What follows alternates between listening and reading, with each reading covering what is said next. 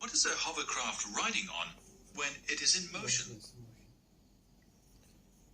Many strange new means of transport have been developed in our century, the strangest of them being perhaps the hovercraft.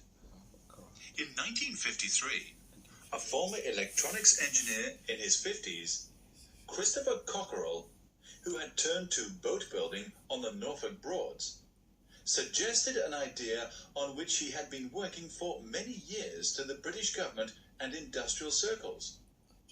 It was the idea of supporting a craft on a pad, or cushion of low-pressure air, ringed with a curtain of high-pressure air.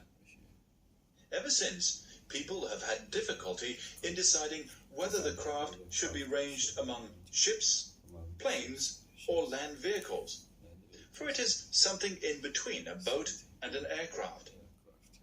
As a shipbuilder, Cockerell was trying to find a solution to the problem of the wave resistance, which wastes a good deal of a surface ship's power and limits its speed. His answer was to lift the vessel out of the water by making it ride on a cushion of air, no more than 1 or 2 feet thick. This is done by a great number of ring-shaped air jets on the bottom of the craft. It flies, therefore, but it cannot fly higher. Its action depends on the surface, water or ground, over which it rides. The first tests on the Solent in 1959 caused a sensation.